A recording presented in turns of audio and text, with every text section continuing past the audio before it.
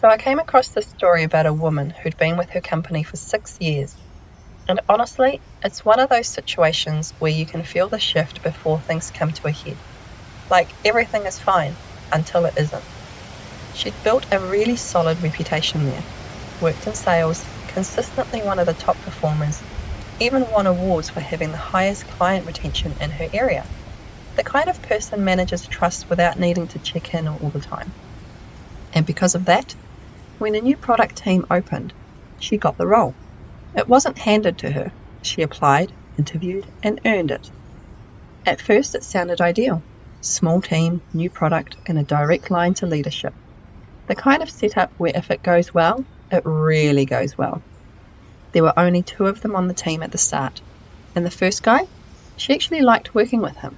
Smart, collaborative, it felt easy. But then he left. And this is where things start to tilt a bit, because the replacement, Ben, came in as an external hire, and she was genuinely open to it. You can almost hear her mindset. Fresh perspective, new ideas. This could actually be good. So she does what people like her do. Introduces herself properly, brings him into meetings, lets him shadow her, walks him through the product, the clients, the process. Everything that she's already spent months figuring out. No hesitation, no gatekeeping. And at first, nothing seems obviously wrong. But then there's this one moment. He presents a document to management, and it's all her work. Same insights, same client feedback, same structure, just formatted differently. And because he was apparently very good at formatting, it looked like his. And she's sitting there listening to him walk through it. And there's that quiet, slightly delayed realization of, hang on, that's mine. Not even partially, fully. And he doesn't acknowledge her once. Not, we worked on this together, or building on what she's already done. Nothing. Just takes full credit. And the uncomfortable part is no one questions it. Because why would they? It's presented confidently. It looks polished. He's new. So people assume he's bringing something fresh. And that moment kind of sets the tone. Because it doesn't stop there. It becomes a pattern.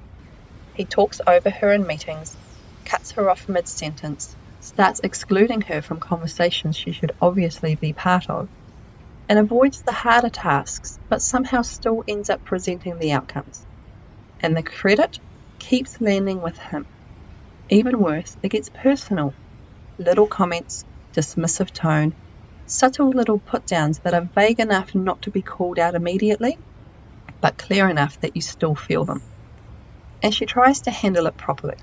She speaks directly to him first, then her manager, then the director, eventually HR. Each time it's the same kind of response. A quick chat with him, a we'll look into it, a vague reassurance that it'll be handled, and then nothing changes. And by that point, it's been a year. A full year of watching her own work be repackaged and handed back to her as someone else's contribution. A year of slowly becoming invisible in a role that she helped build. So she leaves. And here's where it shifts again. Because leaving wasn't the revenge. That part was just necessary. The actual impact came after.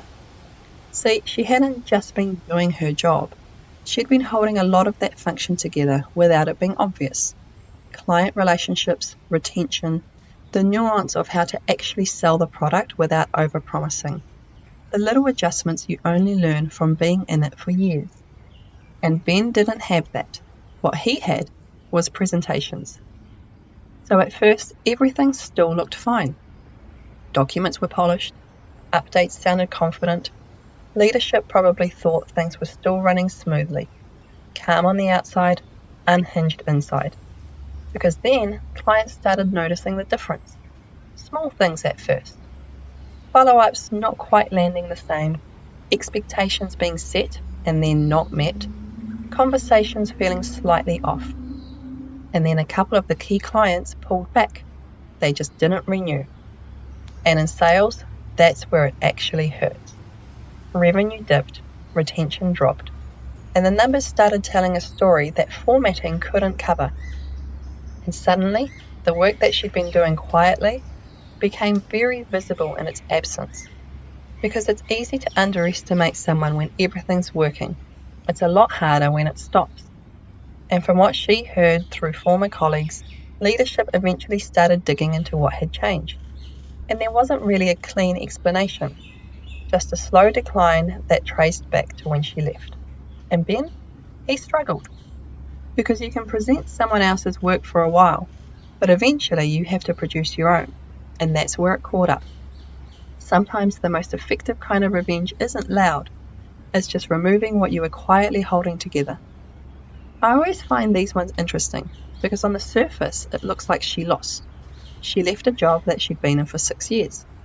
But if you zoom out a bit, she didn't lose the job lost her. So the question to you is this: how long have you stayed in a place that clearly didn't value you until you were gone? That was Sweet Revenge. It always comes back around.